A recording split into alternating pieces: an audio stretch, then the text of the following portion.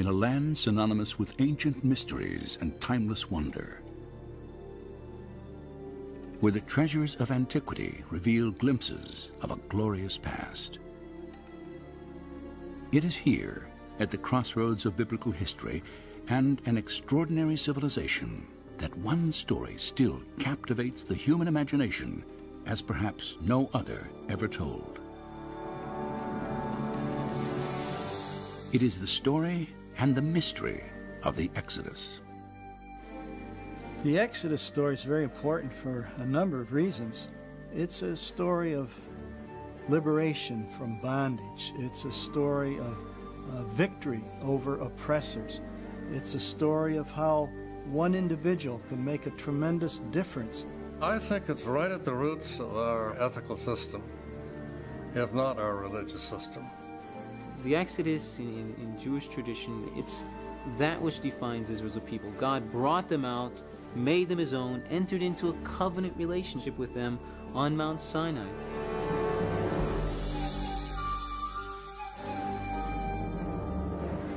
The Exodus story has endured for more than 3,000 years, and the power of its message and imagery is undeniable.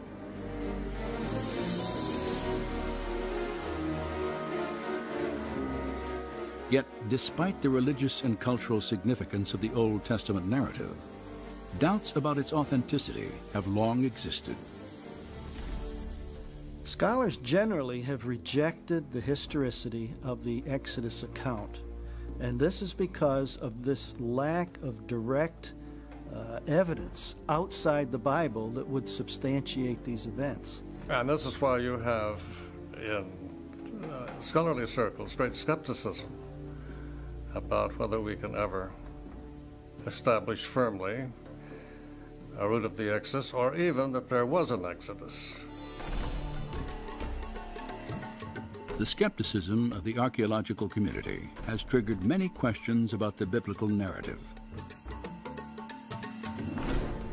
Did Israel's exodus from Egypt actually occur? If it did, then why has so little evidence been unearthed? Were the people and events described in the biblical account real, or nothing more than elaborate fiction?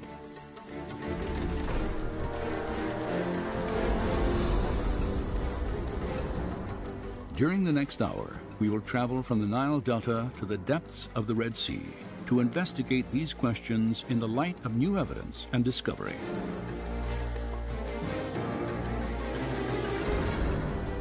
On this journey, we will explore and test the biblical record. For if there's any historical truth to accounts of the Exodus, then some evidence of Moses and the children of Israel should still exist, even if it lies buried under water and sand.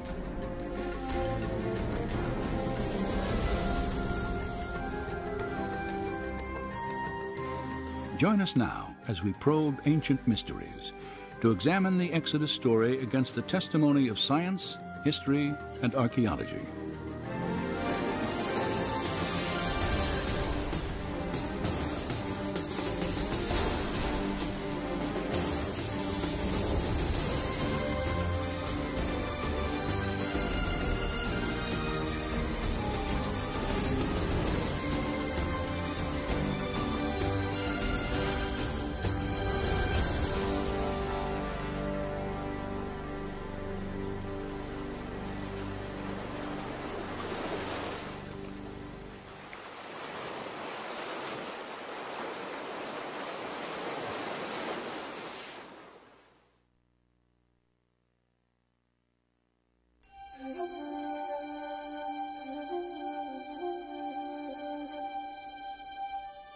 Then Pharaoh spoke to Joseph, saying, "The land of Egypt is before you.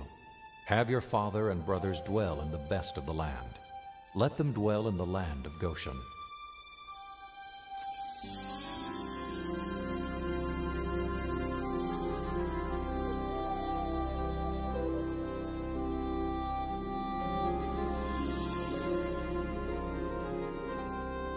Any attempt to weigh the historical validity of the Exodus must begin here, in the Nile Delta, the biblical land of Goshen.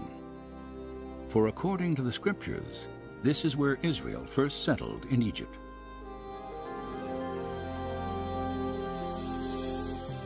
Nearly 4,000 years ago, the Hebrew patriarch Joseph, then a prisoner in Egypt, is said to have interpreted Pharaoh's dream foretelling 7 years of abundant harvest, followed by 7 years of devastating famine. After delivering this prophecy, Joseph was commissioned to oversee the harvest and storage of grain throughout the land. And when famine struck, news of Egypt's abundance spread quickly to its neighbors. There is, again, plenty of extra-biblical as well as biblical evidence of constant moving back and forth between Palestine and Egypt, particularly in times of famine. When famine ravaged Canaan, fear of starvation led Joseph's father, his 11 brothers and their wives and children, to leave their homeland and make the 200-mile journey southwest into Goshen. And as Egypt prospered under Joseph's leadership, a grateful Pharaoh offered his family permanent sanctuary in the richest area of the empire. The biblical record dates these events at early in the 19th century BC. But have archaeologists ever confirmed that a significant Canaanite population once inhabited northeastern Egypt during this time? Over the past 4 decades, extensive investigation has established the presence of ancient Israel in the Nile Delta. In 1966, just outside the small town of Cantir, an Austrian research team headed by Dr. Manfred Bietek made the first of a remarkable series of discoveries. Ruins at an excavation site called Tel El Daba are remains of what is now believed to be the earliest Israelite settlement in Egypt. Studies of pottery fragments and construction techniques have verified that primitive mud walls here were once part of an unfortified village built by Canaanite farmers in the middle of the 19th century BC. Manfred Bietek's work has provided us with the only tangible evidence for the presence of Israelites in Egypt. The earliest Asiatic occupation at Tel El Daba is in Area F, Stratum D2. And this is a very interesting level because the people living there were pastoralists, living a very simple lifestyle. They had very small structures that they lived in, evidence for keeping animals in pens and so on. This dates to the time of Jacob, of Joseph. It's at the right place. It's an Asiatic culture. Obviously, these people were not local Egyptians. They had migrated into this area from the land of Canaan. And so this could very well be evidence for the Israelites in Egypt.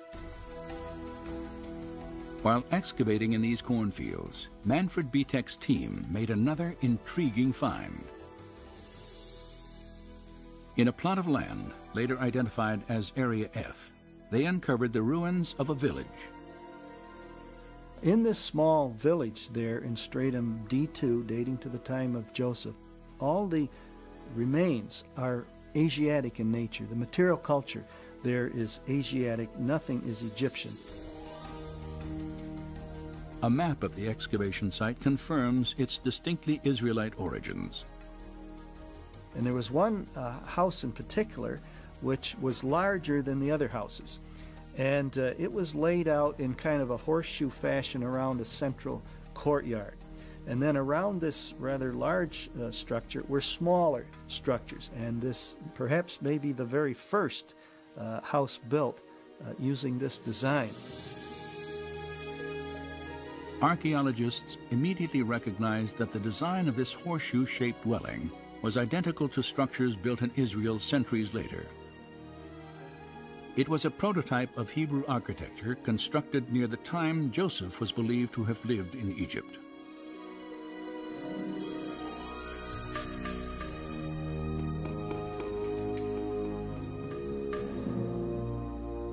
And Joseph died, But the children of Israel were fruitful and multiplied, and the land was filled with them. Then there arose a new king over Egypt, who did not know Joseph. And he said, "Look, the people of the children of Israel are more and mightier than we. Come, let us deal with them, lest they join our enemies and fight against us."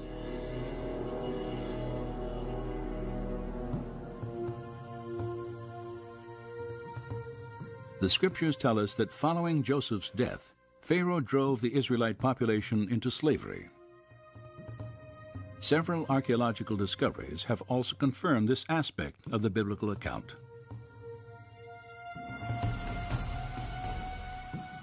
Excavations throughout the Nile Delta have unearthed walls of mud brick resembling those the Bible states were once molded by the hands of Israelite slaves.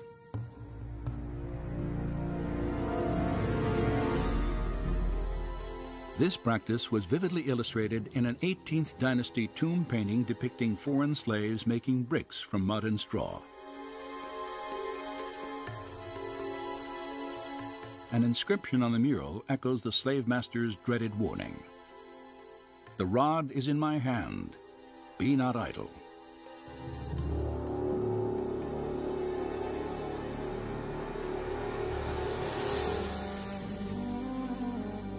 Another mural, carved in a tomb wall during the 15th century BC, shows Canaanite slaves working in the vineyards of Goshen.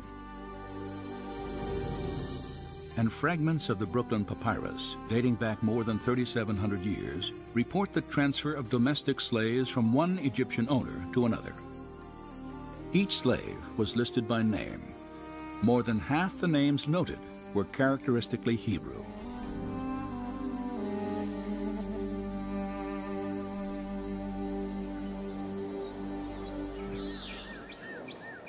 There is now little doubt that a significant Israelite population lived in Egypt for several hundred years after the time of Joseph.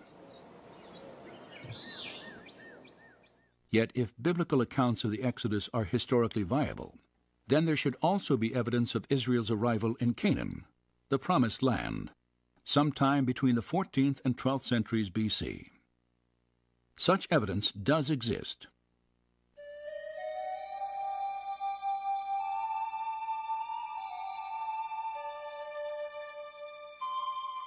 More than 3,200 years ago, the pharaoh Merneptah ventured out of Egypt on a military campaign through the land of Canaan.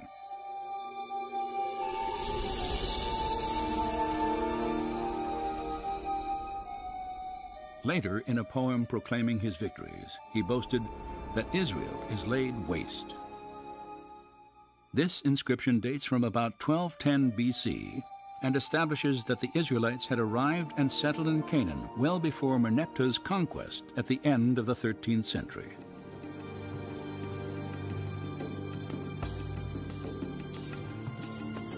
Additionally, at Tel Amarna in Egypt, archaeologists have uncovered a series of letters on cuneiform tablets.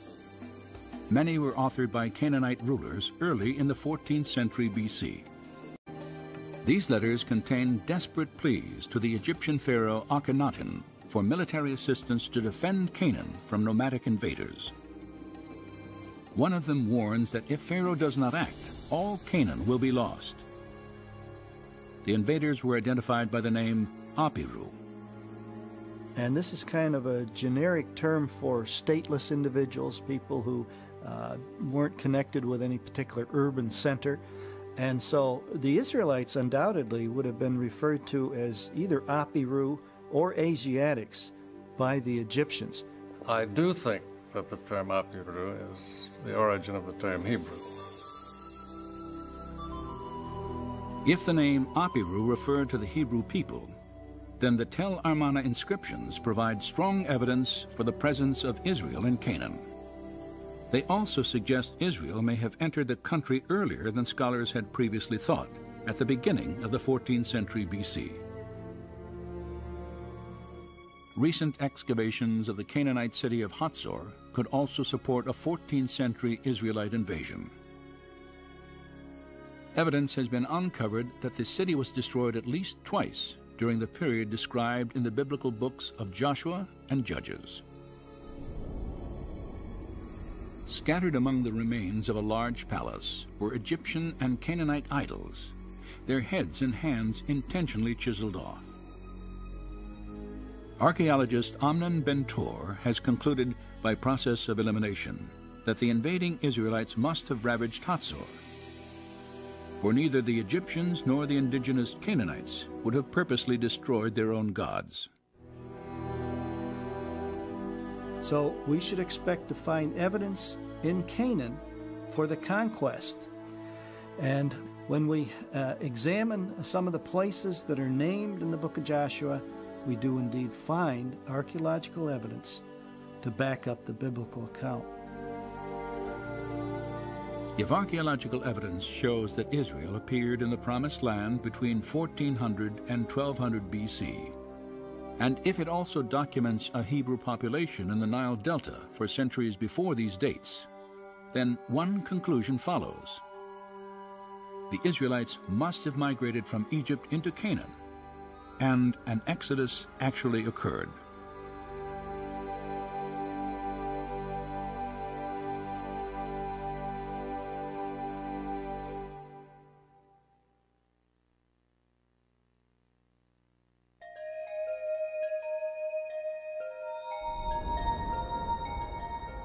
When you have brought the people out of Egypt, you will worship God on this mountain.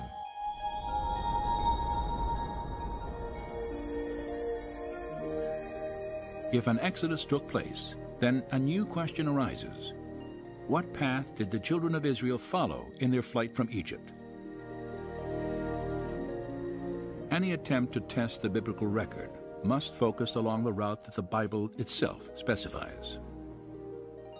Scholars have proposed many theories, but each must account for one fact. According to the book of Exodus, after leaving Goshen, the Israelites first set out for the holy mountain, where they were to meet and worship God. Moses and his people traveled to a mountain known in the scriptures by two names, Horeb and Mount Sinai. Controversy has long surrounded its actual location.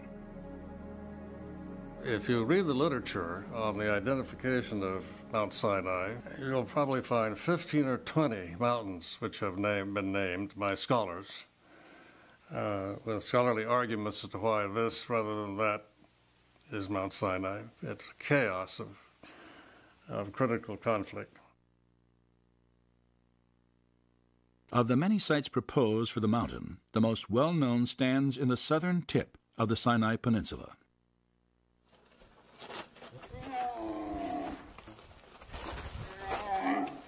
Each morning throughout the year, pilgrims from around the world climb to the 7,500-foot summit of what is generally considered to be Mount Sinai.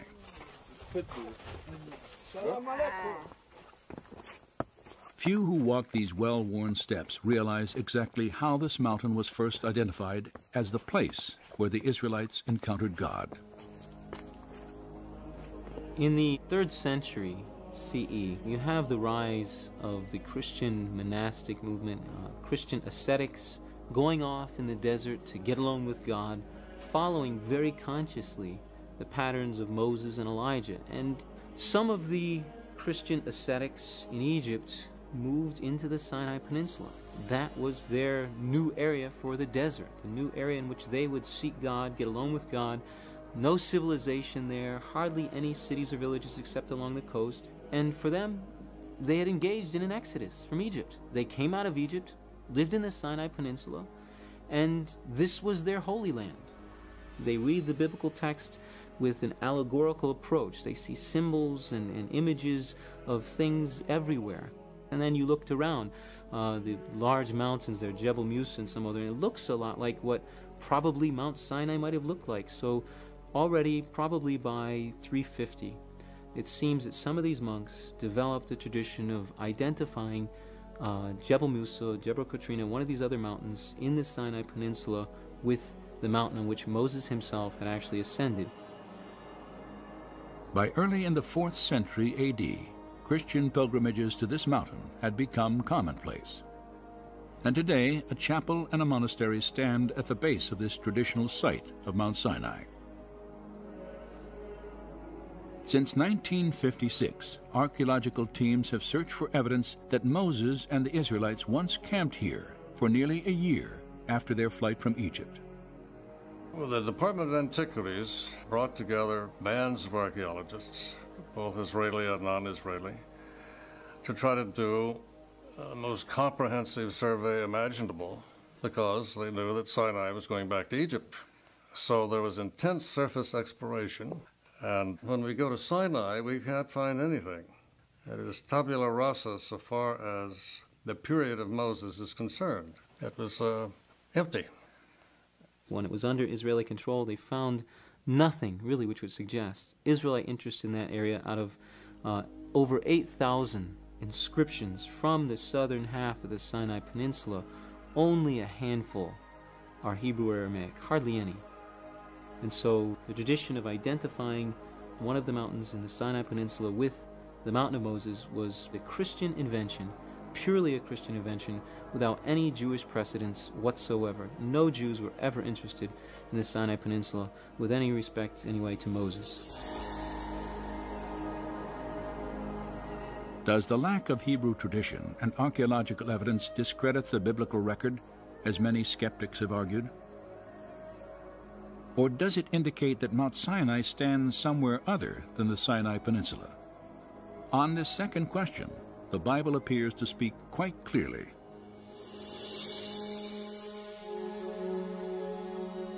Now it came about in those days that Moses went out to his brethren and looked on their hard labors. And he saw an Egyptian beating a Hebrew. And when he saw there was no one around, he struck down the Egyptian and hid him in the sand. When Pharaoh heard of this matter, he tried to kill Moses.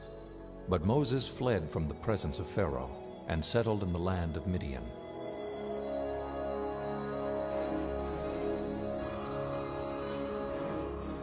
The scriptures indicate that 40 years before the Exodus, Moses fled from Pharaoh by traveling east to Midian, an ancient territory located entirely in what is now Saudi Arabia. If Moses were fleeing from incarceration in Egypt for murdering an Egyptian, then this would be an ideal place to find refuge. It is outside of the control and influence of Egypt. Moses' decision to hide in Midian may have been influenced by the presence of the Egyptian military in the Sinai Peninsula.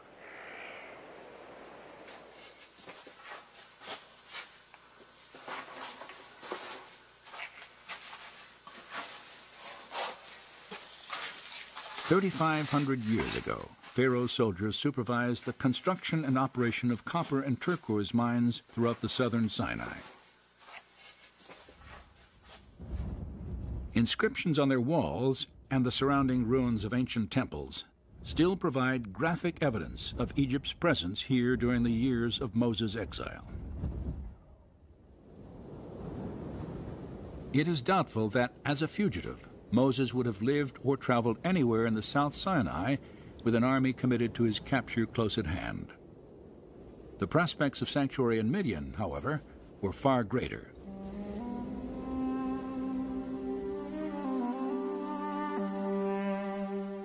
Separated by the Red Sea from the Egyptian army in the Sinai Peninsula, Moses married a Midianite woman, tended the flocks of his father-in-law Jethro, and lived in obscurity for 40 years, until the day he wandered to the base of Mount Sinai.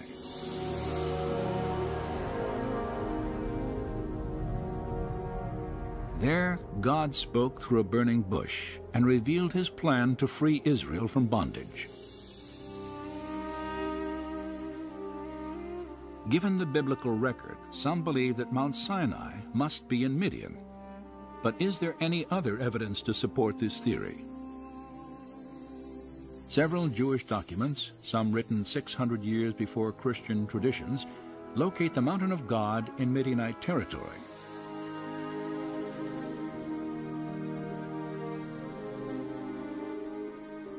In 250 BC, a council of 70 scholars translated the Hebrew Bible into Greek for the first time. Their translation of the Exodus account presupposed that Mount Sinai stood in the Arabian Peninsula. 3 centuries later, the Jewish philosopher Philo placed the mountain east of the Sinai Peninsula and south of Palestine. At the same time, the Apostle Paul, who was educated under the Rabbi Gamaliel, also located Mount Sinai in Arabia.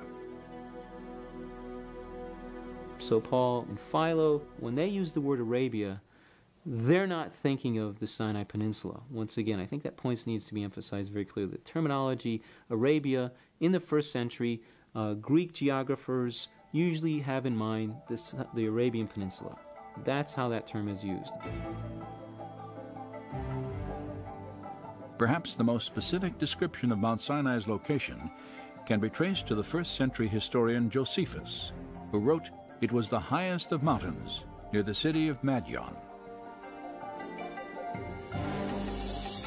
Shortly after this account, Madian was identified in the Arabian Peninsula by the Greek geographer Ptolemy.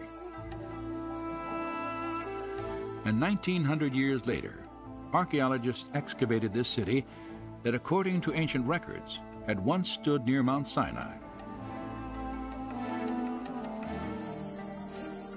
The ruins of Madian lie just outside the modern-day town of Al-Bad, near Saudi Arabia's northwest coast.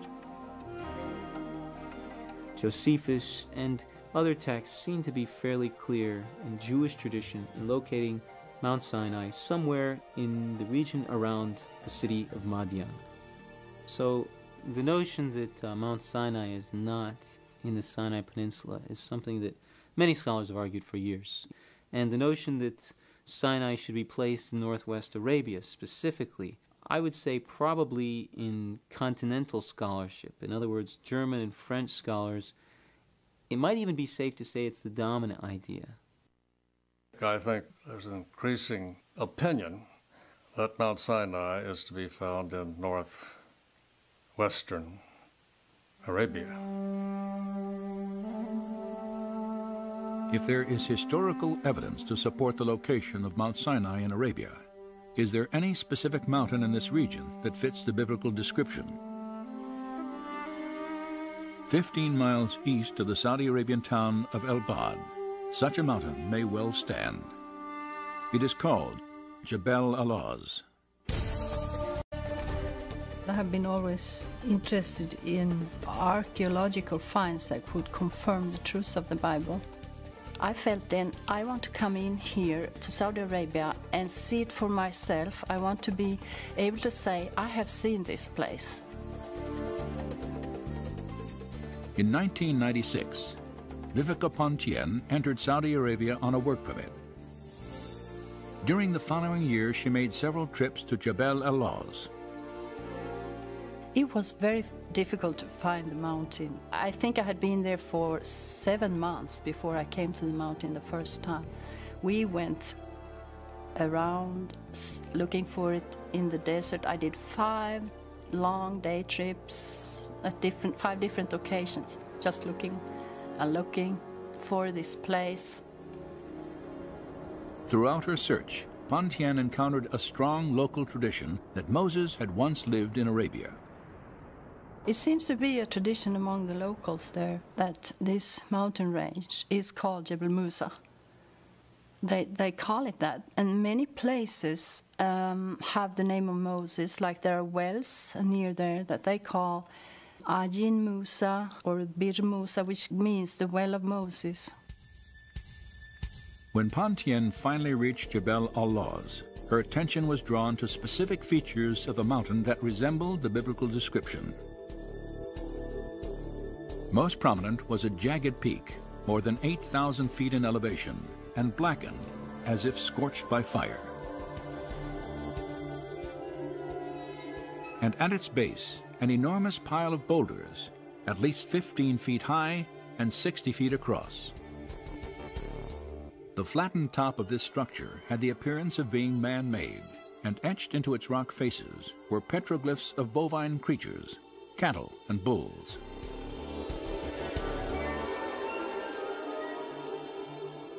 The distinctive horns in some of the inscriptions resemble those found on pictures of sacred Egyptian apis bulls.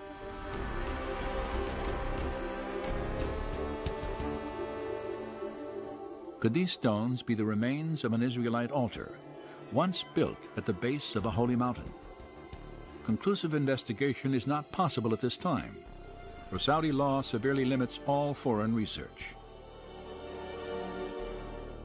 And they have put up archaeological signs that tells this is an archaeological area and you're not supposed to trespass here. So it's evident that the Arabs themselves consider this to be some old sites of archaeological interest. Satellite photos of the area have revealed another geographical feature that parallels the biblical account: a sprawling plain of more than 10,000 acres. Flat, surrounded by mountains, and adjacent to the dried bed of an ancient river, it could have provided an ideal place for the Israelite encampment 3,500 years ago. Just west of the mountain stands another possible link to the Exodus account: a towering rock 60 feet high. It is split from top to bottom, and evidence of water erosion is etched into its base.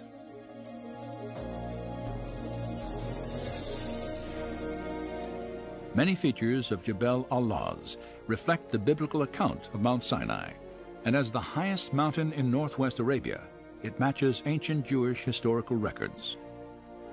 Based on the textual evidence, Jebel al-Lawz is as good a guess as any. It might even be the best guess.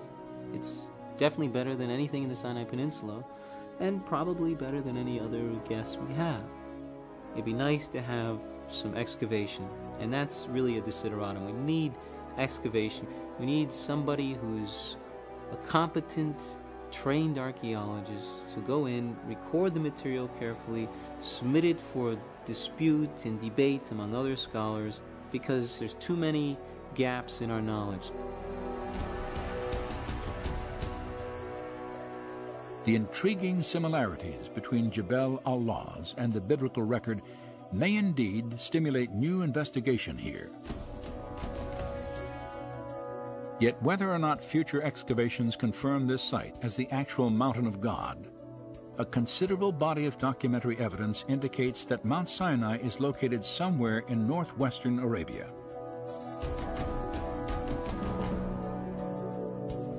As a result, we have 2 points by which to plot the first stage of Israel's exodus. For Goshen provided a beginning, and Midian a destination and direction. And between them must lie a body of water.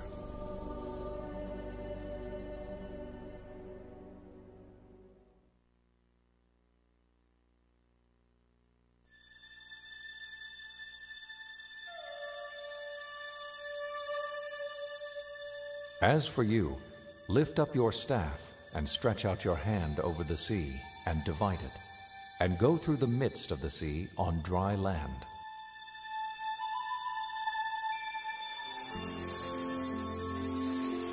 The Exodus account states while on their journey to Mount Sinai, the children of Israel encountered a seemingly insurmountable obstacle: the waters of the Red Sea.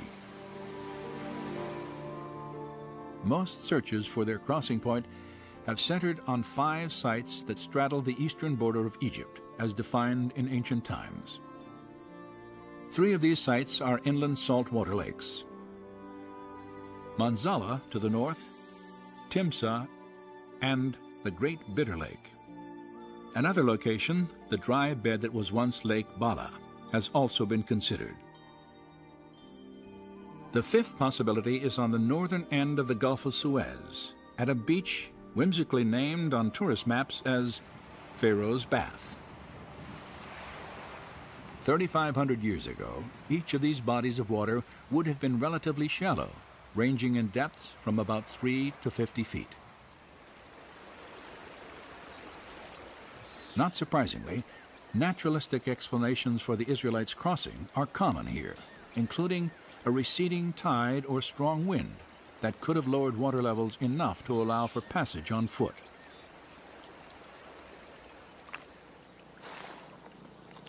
However, no direct evidence has ever emerged at any of these traditional sites to confirm the Exodus narrative. Nor does their geography resemble biblical descriptions of the beach where Pharaoh's army confronted Moses and his people.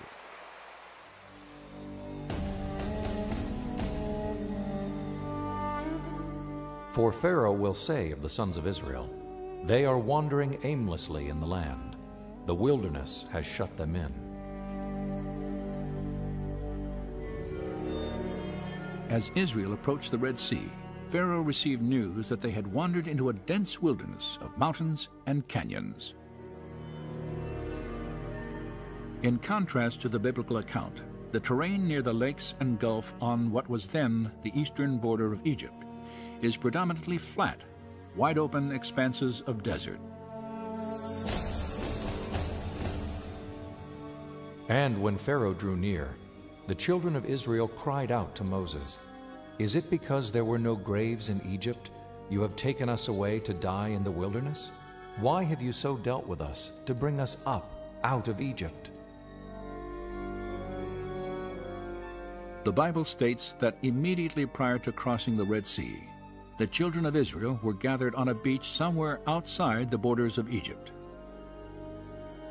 In fact, the specific phrase, "out of Egypt," is used in relation to their place of encampment several times in the book of Exodus, creating an obvious contradiction between the scriptures and familiar interpretations of the story.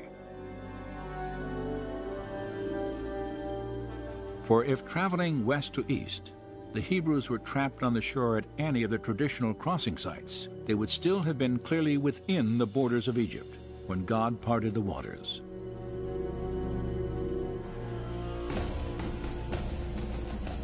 Was it not you who dried up the sea, the waters of the great deep, who made a road in the depths of the sea?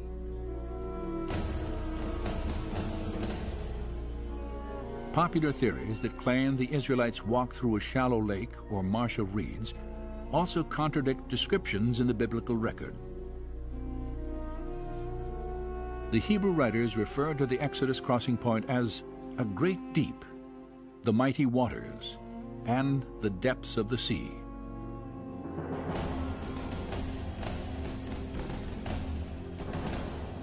And the Egyptians pursued and went after them into the midst of the sea. Then the waters returned and covered the chariots, the horsemen, and all the army of Pharaoh. Not even one of them remained. In the 1st century, the historian Josephus numbered the Egyptian army at 250,000 men. Skeptics have long questioned how every soldier and horse in an army of that magnitude would have drowned in a shallow lake they could have easily traveled around. No direct evidence of a crossing anywhere along the eastern border of ancient Egypt has ever been discovered.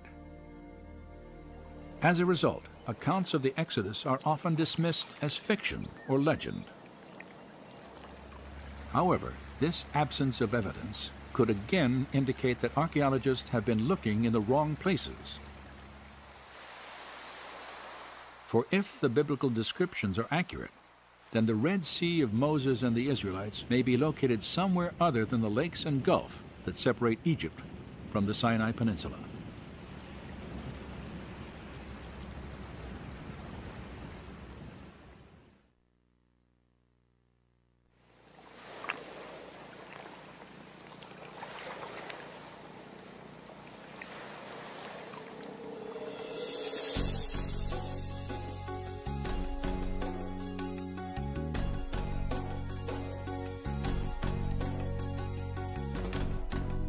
Well, I'm a scientist, so I try to analyze things and I try to go to the bottom with different issues, and the goal for this trip is to look at the Bible text as a book of history, a book of historical events, and that they describe something that really has happened, and then from the text try to understand what really could have happened.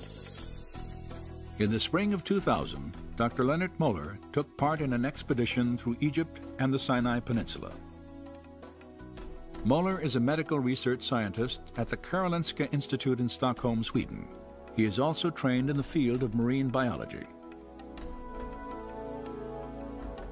His skills in analytical research, coupled with a deep interest in biblical archaeology, had drawn him to the Middle East on many occasions. Now, as a member of an international team organized by Discovery Media Productions, he had come to the Gulf of Aqaba to renew his search for evidence of the Israelites' Exodus journey. For several years, Moller studied historical and documentary evidence suggesting Midian as the probable location of Mount Sinai. He realized that to reach the mountain of God, the Israelites would have first crossed a body of water located east of Egypt's ancient borders. The land of Midian is always on the east coast of the Gulf of Aqaba. And the mountain was in the land of Midian. There Moses saw the burning bush, etc. So if the mountain is on the east coast of the Gulf of Aqaba, and if the land of Midian is there, and if all these events took place there, they have to cross some water to get there. And therefore, the Gulf of Aqaba is of great interest. As the right arm of the Red Sea, the Gulf of Aqaba separates the Sinai and Arabian peninsulas. Moller recognized several specific connections between the Gulf and biblical accounts of the Exodus. A prime example is found in the book of 1 Kings.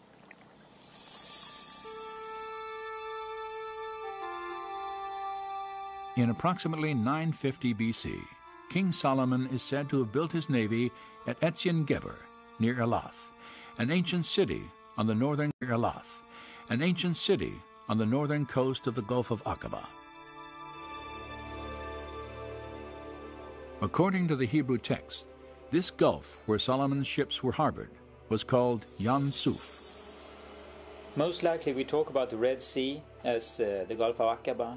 We know that it's called Yam Suf, which is the Red Sea. We know that King Solomon had his fleet in Yam Suf. This Hebrew name, Yam Suf, also plays a prominent role in the Exodus account, for it is used to identify the waters crossed by Moses and his people.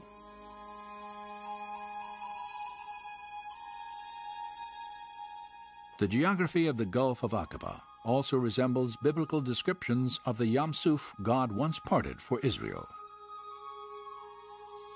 Aqaba is extremely deep, plunging more than a mile in some spots. It is adjacent to a dense wilderness of rugged mountains.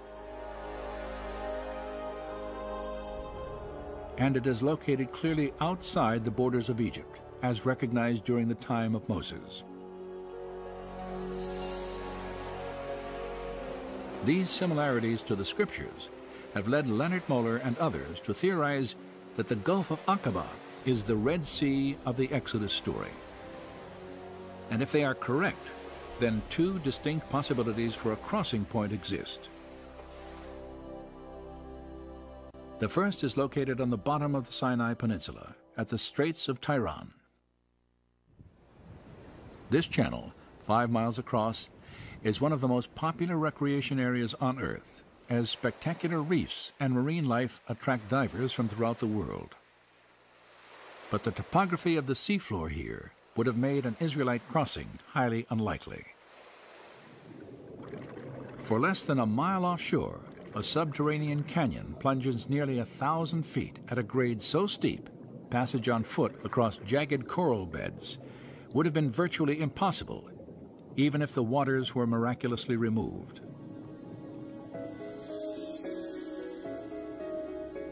"70 miles north of the straits, near the center of the Aqaba coast, another potential crossing site extends into the sea. It is called the Nuweiba Peninsula. It sort of breaks out from the mountain ranges. I mean, there's nothing south of it and nothing north of it, you know. If you follow the shores, suddenly this peninsula just breaks out from the mountain range into a large plains. This is probably the only place at the Gulf of Aqaba the western shore, where he could gather as many people as the Bible states that they were. Satellite photographs of the Nueva Peninsula clearly reveal its distinctive geography. This triangular-shaped beach would be the focus of a remarkable search for evidence of the Israelites' journey.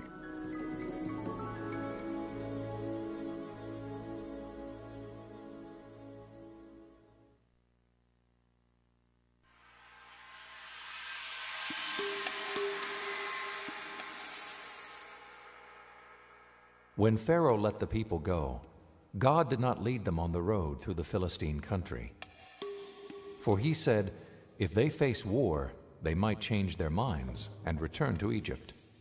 So God led the people around by the desert road toward the Red Sea.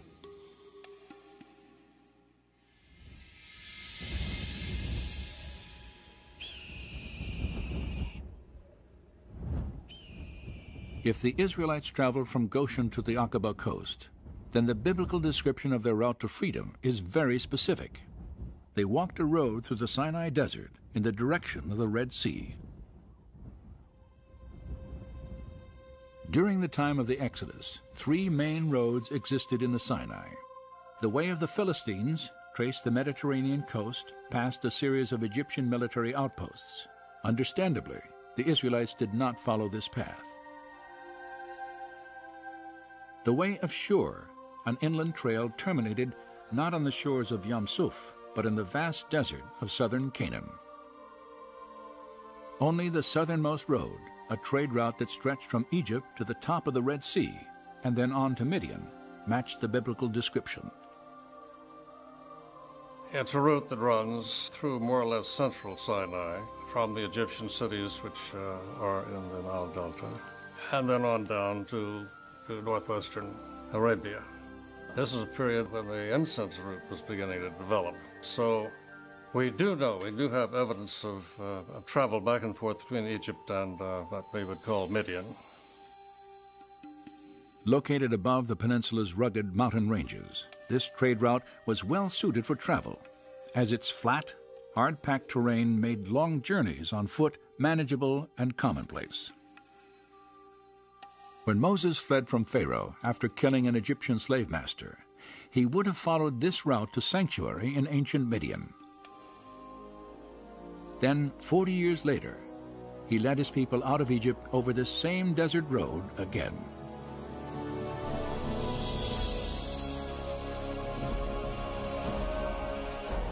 And the Lord was going before them in a pillar of cloud by day to lead them,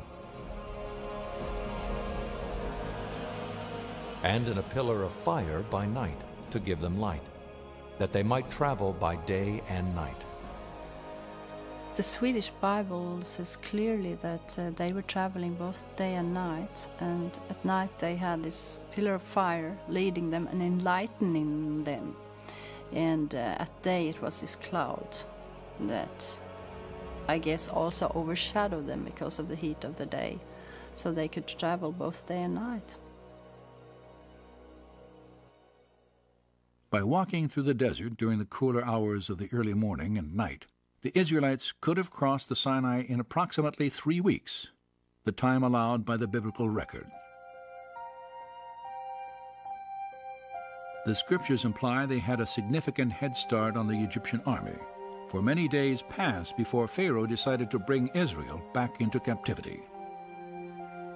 Then, while his army prepared to give chase, he received a surprising report of Moses' path through the wilderness.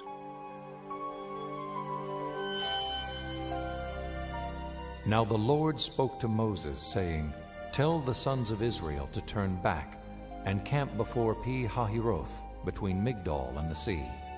For Pharaoh will say, They are wandering aimlessly in the land. The wilderness has shut them in.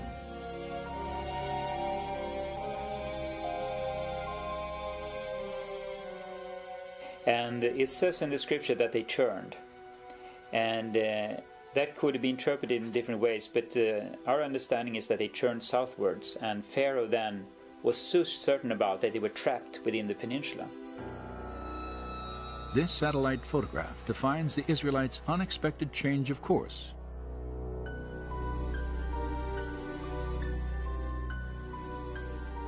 They had entered a winding maze of dry riverbeds that branched off the southern trade road in a twisting path to the coast. And within this canyon, called Wadi Watir, Moses and his people were hemmed in between walls of rock 2,000 feet high.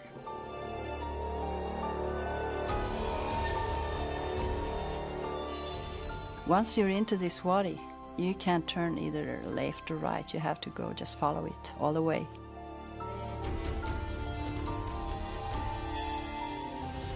You have huge mountains on each side, so you can't get anywhere else except follow this valley.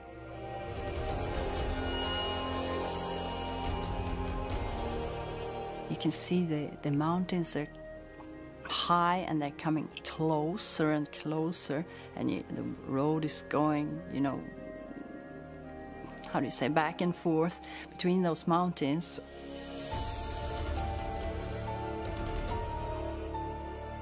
After walking 18 miles through the wadi, the Israelites caught their first glimpse of the mouth of the canyon and an even greater obstacle that now stood before them. Suddenly, as you get through, after a long while, you know, this big plain just opens up, you know, into the Red Sea. Upon exiting the Wadi Watir, Moses would have assembled his people at a place called Pi-hahiroth.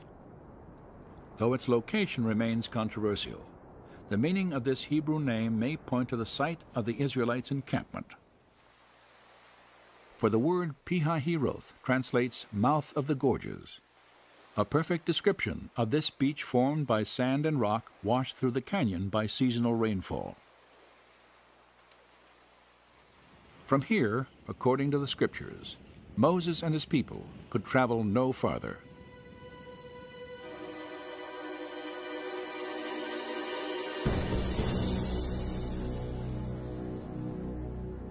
Then the Egyptians chased after them with all the horses and chariots of Pharaoh, his horsemen and his army. And they overtook them camping by the sea, beside Pi-hahiroth.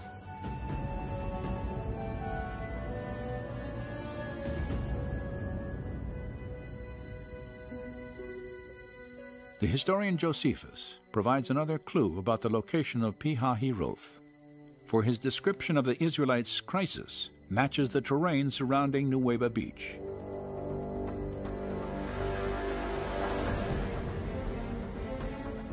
Now, when the Egyptians had overtaken the Hebrews, they also seized on the passages by which they imagined the Hebrews might fly, shutting them up between inaccessible precipices and the sea.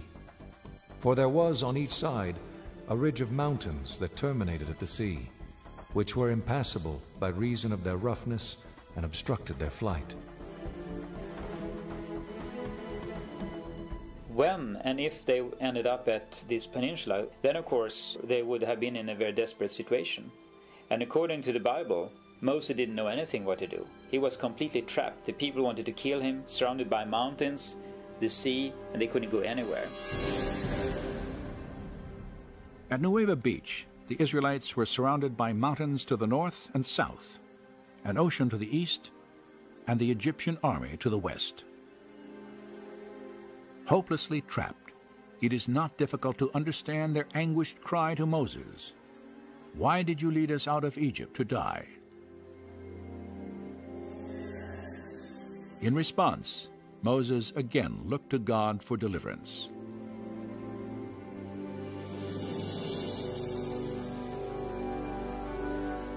Then Moses stretched out his hand over the sea, and the Lord swept back the sea, and turned the sea into dry land, so the waters were divided. In all of Scripture, there may be no more dramatic image.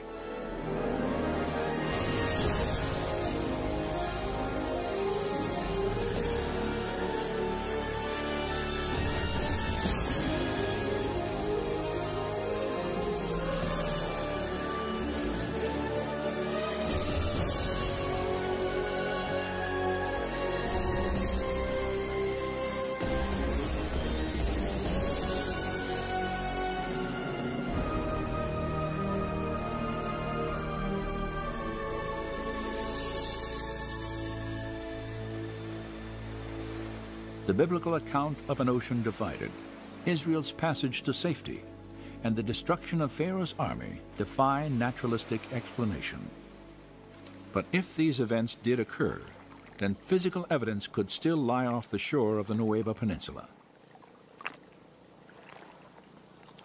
For more than 20 years, divers and explorers from 3 continents, each intrigued by clues linking the Gulf of Aqaba and the biblical Yam Suf, have come to Nuweiba Beach seeking possible evidence of an Israelite crossing.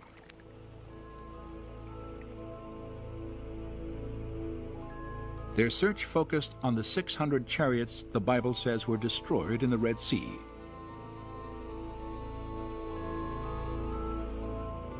Inscriptions thousands of years old, and the few chariots recovered from ancient tombs reveal much about the construction of these legendary vehicles of war.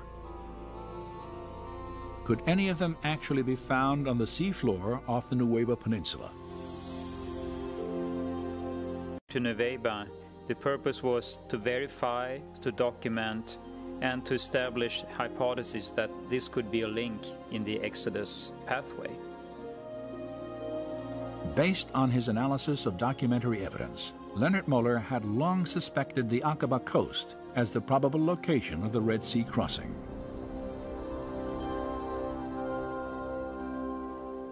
In 1997, he heard reports from other divers who claimed to have found unusual coral structures, some resembling the shapes of chariot wheels. Moeller decided to investigate these claims for himself. The first time I was diving there, of course, we were then looking for possible artifacts. And I had seen on some pictures what we could look for. I was skeptical and excited, because if this is the place for the crossing, then of course that's a big thing. So I was excited about that. But I was also skeptical because 3,500 years, that's a long time. But if Nuweiba is the crossing site, then of course you would expect to find remains of the Egyptian army. Like others who had explored Nuweiba before him, Moeller immediately recognized the difficulty of this search. If we assume that a number of artifacts were spread out on the seabed, sooner or later corals would start to grow on them. And of course, if you have a number of layers of coral growing on something, it's very hard to distinguish the structure that was there from the very beginning. Though the coral complicates any search here, it may have been instrumental in preserving the shapes of ancient artifacts. For coral is a living organism that will not begin to grow on a foundation of sand or silt. Instead, it must first attach itself to a solid object, where it will sometimes conform to the shape of its host. So for instance, if it would grow on a wooden artifact, the wood would normally disappear in the seawaters after a time. But if you have corals growing on the wooden artifact, the coral could have the shape of the wooden artifact. And then the corals would consume the wooden material over periods of time, but still keep the shape of the wooden artifacts. During the course of his explorations, Moeller observed that the pattern of coral growth at Nuweiba differed from other parts of the Gulf.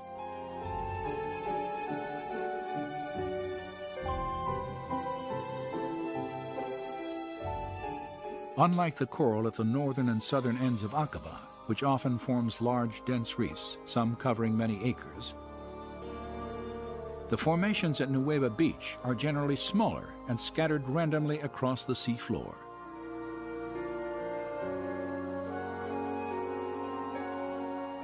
Divers familiar with the area have compared the distribution of coral here to a junkyard and the aftermath of a disaster. This description is fitting, and among the strange formations in these waters, many display features indicative of human engineering.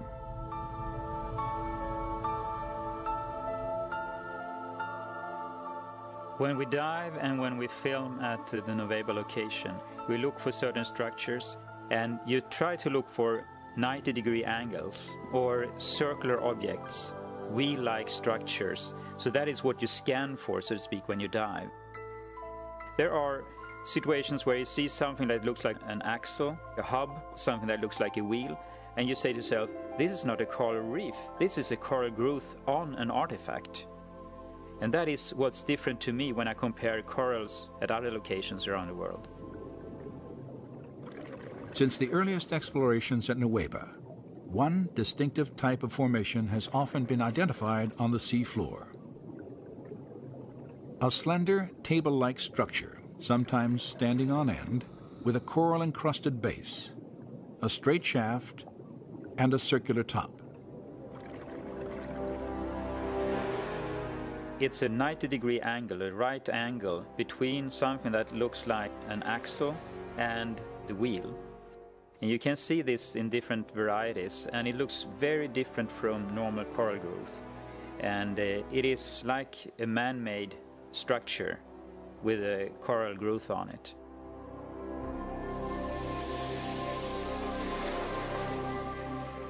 While most of the possible artifacts found off the coast of Nuweiba are covered with coral, one significant discovery was not. There is one find at the Nuweiba location that is of great interest, and that is the gilded wheel. It is a wooden basic structure of the wheel, and it's covered with gold, or electrum. It's a mixture of silver and gold. And corals have not been able to grow on it. It's been very well preserved. Although it's very fragile, it seems like the wooden content has been dissolved. So I mean, you could break it if you would try to remove it. After its discovery, the fragile wheel-shaped veneer was photographed, then left in place on the sea floor. Later analysis revealed that its dimensions and design resembled four-spoke chariot wheels painted on an 18th dynasty tomb wall near the biblical date of the Exodus.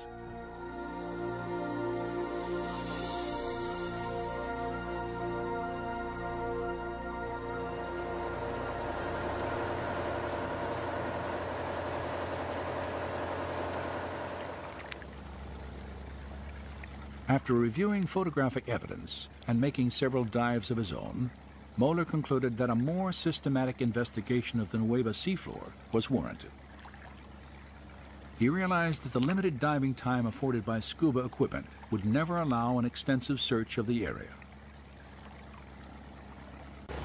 A higher level of technology was necessary, and in the spring of 2000, the Discovery Media team lowered a robotic camera into these waters for the first time.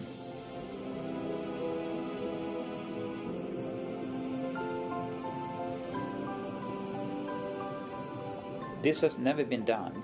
No one have been in the area at all with a remote control camera.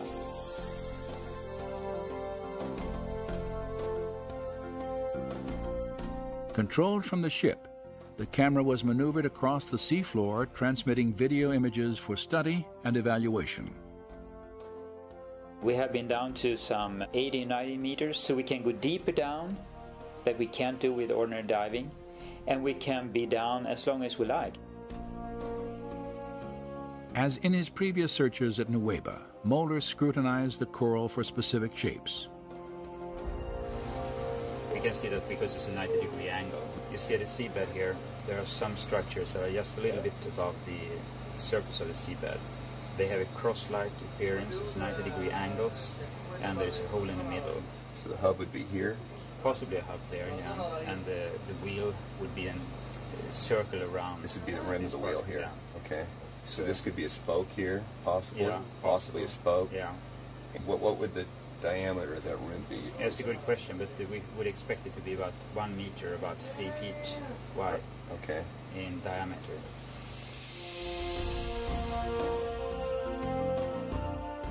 The robotic camera's survey revealed many shapes and objects familiar to Moeller, including coral formations with right angles, arches, discs, and straight shafts fused into larger masses that had the appearance of twisted wreckage.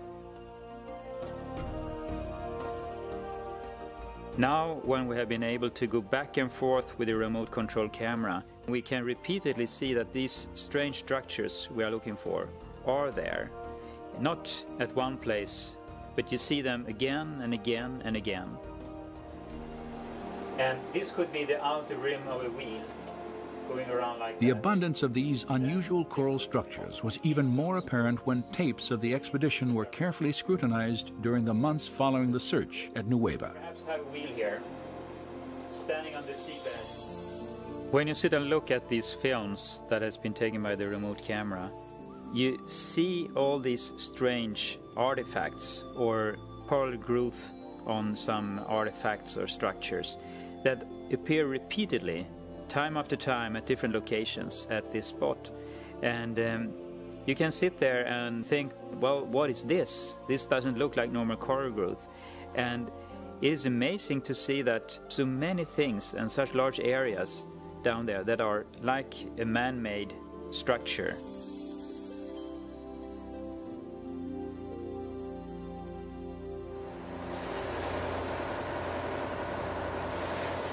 While the robotic camera logged hours of video documentation, Viveka Pontien and other divers on a second research vessel used metal detectors to evaluate specific structures on the sea floor.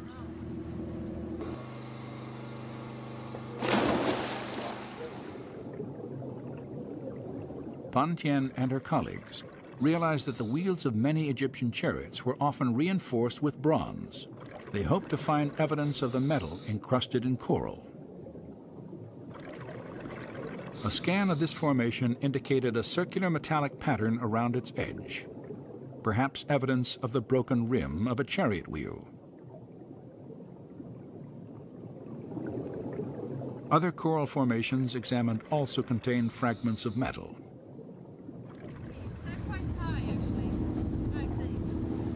Viveka Pontien's interest in this research was heightened by a discovery she had made 3 years earlier, 8 miles due east of the Nueva Peninsula.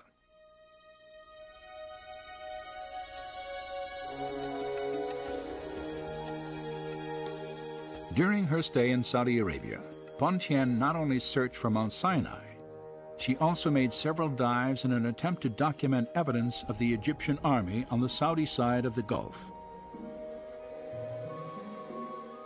And the Bible tells that Israel saw the Egyptians lying dead on the shore after they came across. So I figured there must be some stuff on the Saudi side. At one spot there is like a very shallow sort of land tongue going out in a straight angle towards Nueva.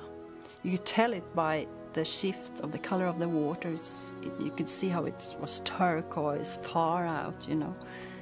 So I thought this would be interesting for exploration, so we did some dives near to that.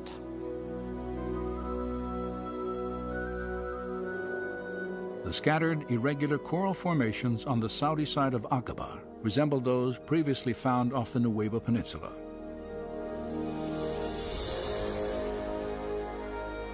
In the midst of them, Pontien photographed this circular object attached to what appears to have been a broken axle or hub.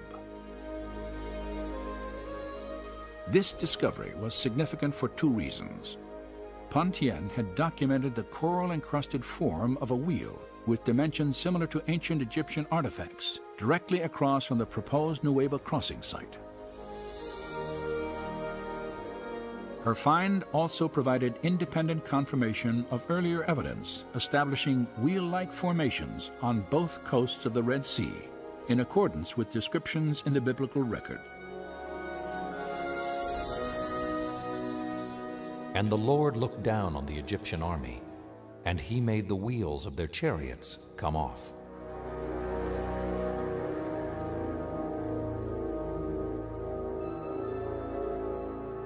A common question is, why didn't you bring up artifacts? And there are several answers to that.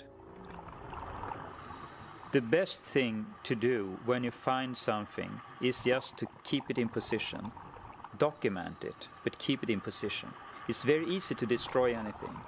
And the other thing, it's illegal to remove artifacts, but also you're not allowed to bring up any corals from the Red Sea. While Egyptian environmental laws prohibit removal of any coral for scientific dating and analysis, photographic evidence may provide a link to the time of the Exodus.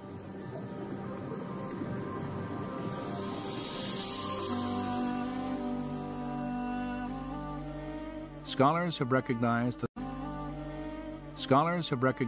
the design of the chariot wheel can be used to identify specific periods in Egyptian history.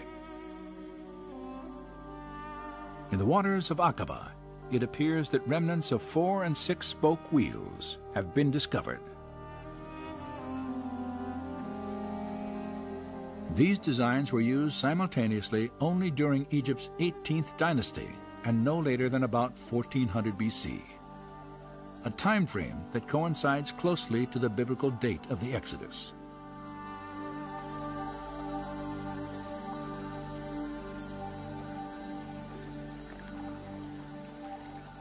The discoveries made between Nuweiba Beach and Saudi Arabia have been fascinating, but they also raise some obvious questions. If God parted these waters, how could a large group of people, including the elderly and the very young, have walked across the Gulf of Aqaba? And since we know that the Gulf of Aqaba is terribly deep, because there is a very deep section in the crust of the earth that goes from the Dead Sea through Gulf of Aqaba, down through the main part of the Red Sea and down into Ethiopia, and it's called the Rift Valley there. The imposing terrain of the Great Rift Valley is evident in the towering mountains that line the Aqaba coast. They drop straight down into the sea, creating an underwater canyon more than a mile deep, a seemingly impassable divide, even if devoid of water.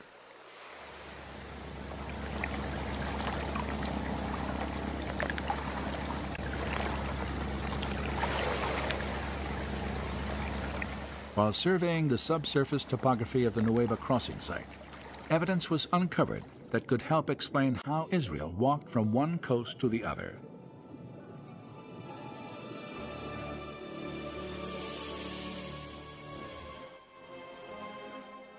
At its steepest points, the Gulf of Aqaba plunges more than 5,500 feet. Yet the ocean floor off the coast of Nuweiba Beach rises up several thousand feet from this trench, creating a wide, flattened ridge that the Israelites could have crossed once the Red Sea was divided.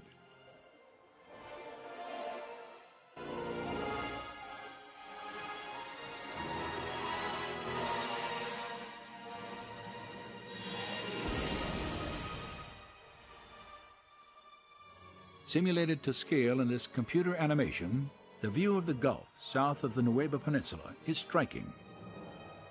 A chasm, deeper than the Grand Canyon, extends more than 50 miles.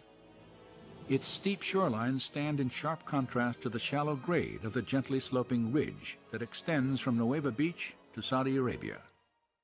It is a ridge that resembles what the Old Testament prophet Isaiah once called a pathway through the mighty waters. The robotic camera was used to evaluate the physical characteristics of this undersea ridge for the first time. It's just flat, extremely flat, and very wide. There are no corals, there are no pieces of rock, and we followed that far out in the Gulf of Aqaba. It got deeper and deeper, but it was very flat all the time.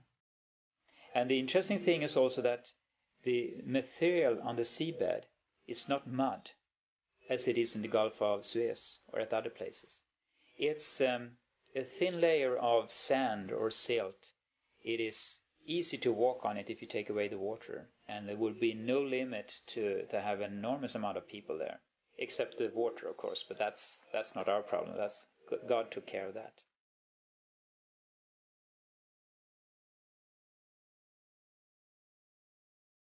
Thus says the Lord, who makes a way through the sea and a path through the mighty waters.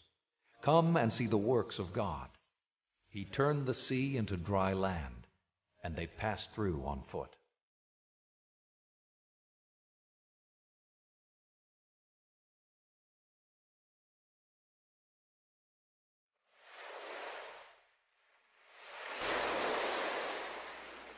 While the existence of an underwater ridge stretching from Nuweiba Beach to Saudi Arabia may make it easier to understand how the Israelites could have crossed the Aqaba Gulf, it does not explain the actual parting of these waters in the manner described by the writers of the Exodus account. My understanding at Nuweiba is that if the water was removed so they could cross there, it is nothing that we could explain from a scientific point of view, period. Well, if you look at the Red Sea crossing as it's described in the Bible, what you clearly see there is this situation where a wind has come up and has dried out the land for them to cross. But then there's this element where the waters have formed a wall to the left and the right of the Israelites as they pass through. And they say that 2 or 3 times, so it's quite clear in their memory that the waters were like a wall. And there's just no naturalistic explanation for something like that.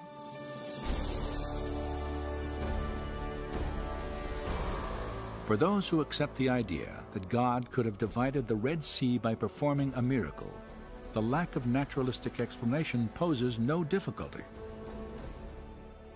Scholars, however, have generally assumed that miracles are impossible because they violate the laws of nature.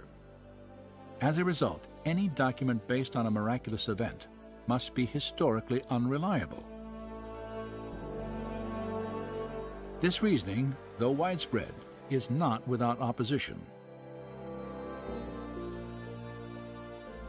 Some scholars, including the late Oxford philosopher and writer C.S. Lewis, have noted that accounts of biblical miracles display features of genuine historical literature. Lewis, in particular, argued that miracles, properly understood, never violate natural law. It is inaccurate to define a miracle as something that breaks the laws of nature. It doesn't. Laws of nature tell what will happen, provided there's no interference. A miracle is an interference with nature by a supernatural power. Miraculous elements in a biblical narrative do not, therefore, preclude its historicity. C.S. Lewis believed that miracles are acts of God, and therefore entirely possible, if there is a God to take action. If you assume that God doesn't exist, then miracles are impossible, of course. But if God does exist, then there's the possibility that miracles could have occurred. So when we're looking at events in the Bible like this, we have to be objective when we come to the evidence. We have to look at the data and say, is it really clear enough that a miracle might have really occurred here? If we objectively look at the evidence then, and it really seems to lead in the direction of something miraculous, then we need to be open to that. After more than a century of research, where does the body of available evidence for the Exodus now lead?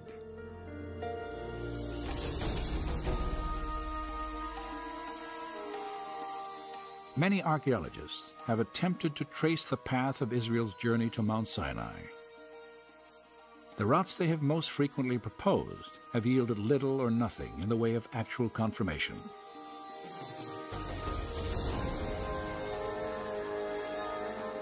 Yet today, another theory for the Israelites' path, far different from traditional ideas, may provide a trail of direct evidence for both a miracle and the historical validity of the Exodus account.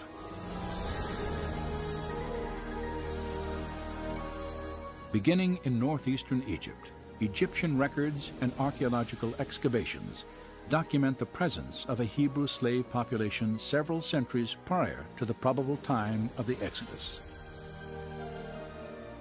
Evidence also shows that the Hebrews later appeared in Canaan, the promised land, after centuries of bondage. Historical documents and possibly archaeological evidence locate the Mountain of God in northwest Arabia, the site of biblical Midian.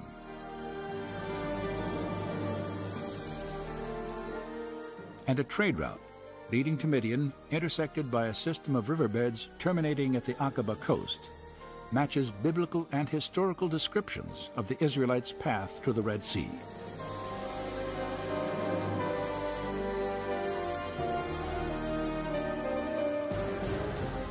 There, in the waters off Nueva Beach, structures resembling 18th dynasty chariot wheels lie embedded in coral on an elevated ridge that connects the Sinai and Arabian peninsulas. So then you have a lot of things that you can put together to build a picture, like a puzzle. And we find artifacts, and we find geography, locations and surroundings, so to speak, around this that fits the text very well. Well, a good scientific theory explains a lot of evidence very simply and coherently. And there's a pattern that's coming out of this evidence that really suggests that the biblical record has a lot more historical content to it than what scholars have been willing to grant in the past. So the question no longer is, why don't we find any evidence for the Exodus? But instead, what do we do with this evidence that we now have that clearly seems to support the biblical record? The scriptures tell us that nearly 3,500 years ago, God parted the waters of the Red Sea and led the Israelites to freedom. Did it happen here? Did it happen at all? Is the biblical description factually accurate? As with any historical investigation, we may never know with absolute certainty. And so, perhaps belief in the Exodus will always require a measure of faith.